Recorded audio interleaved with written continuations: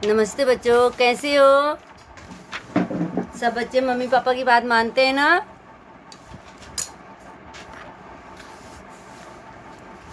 आज हम बेटा आपकी इंद्रधनुष का भाग 3 का सही निर्णय पार्ट 2 करने जा रहे हैं। ठीक है, ये आपके कठिन शब्द लिखे हुए हैं। ठीक है, इन्हें आप ध्यान से पढ़ेंगे। अब हम पार्ट शुरू करने जा रहे हैं। इसमें चिंटू की माँ बाजार से टोकरी उठाकर हांफती हुई घर पहुंची और आकर कुर्सी पर बैठ गई। उनको देखकर नीता फटाफट फ्रिज में से एक गिलास ठंडा पानी भर लाई। माँ पानी पी ही रही थी कि चिंटू ने माँ की टोकरी उलटनी पलटनी शुरू कर दी। माँ बोली, रुक जाओ बेटा, किंतु चिंटू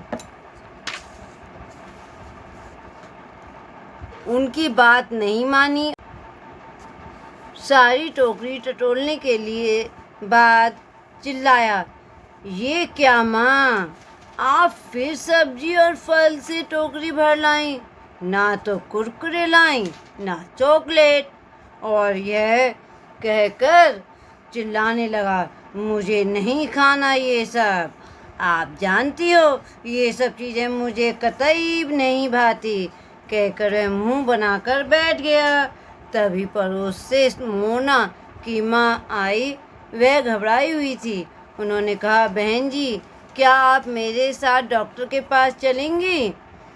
चिंटू की माँ ने प्रश्न किया, क्यों, क्या हुआ, होना क्या है? मोना के पेट में जोरों से दर्द हो रहा है।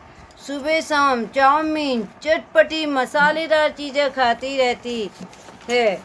डॉक्टर ने कहा था कि आप इसे फल सब्जियां आदि खिलाया करो, पर ये माने तो ना।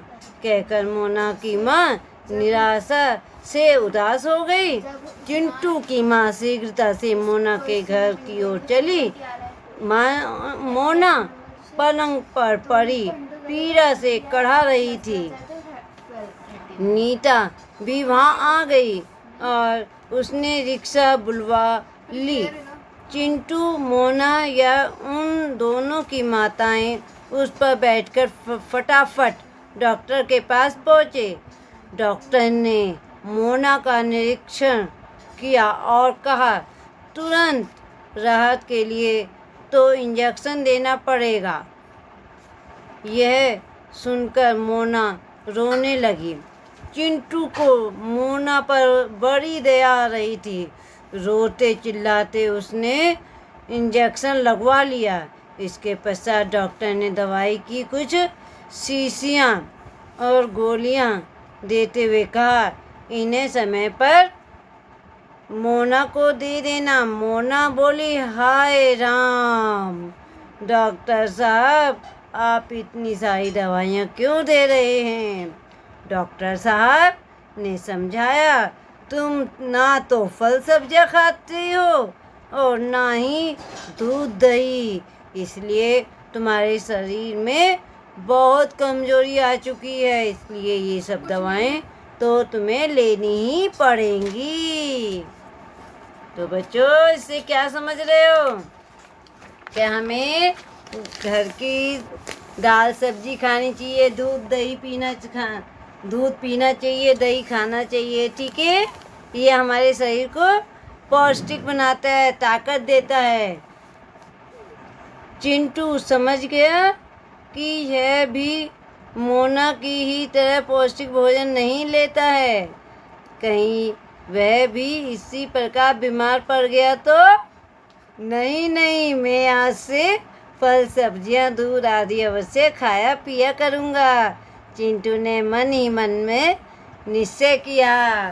ठीक है बेटा, आपको भी इस पाठ से यही शिक्षा लेनी चाहिए कि घर पे मम्मी पापा जो बना रहे हैं वो खाना चाहिए और अपने शरीर को तंदुरुस्त रखना चाहिए और दूध दही खाना पीना चाहिए। ठीक है बेटा। कोई बच्चा बाहर के नमकीन, चटपटे, चाउमीन खाने की जिद नहीं करेगा। ये आपका पाठ बेटा समाप्त हो गया है और इसे ध्यान से मैंने ये अंडरलाइन किए हैं, इसे मैं आपको लिख के ये आपको अपनी कॉपी पे लिखने हैं।